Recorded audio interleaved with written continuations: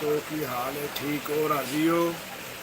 मैं क्या, बड़ी मुद्दत हो गई है लाइव नहीं चले, तो मैं आज यूट्यूब पे लाइव चल अल्लाह ताला सब नूं अपने हिफ्ज़ो ईमान च रखे, सब दोस्तों पर रहमत फरमाए। मेरा दिल चाहे मैं क्या मैं अज लाइव होकर वेखा।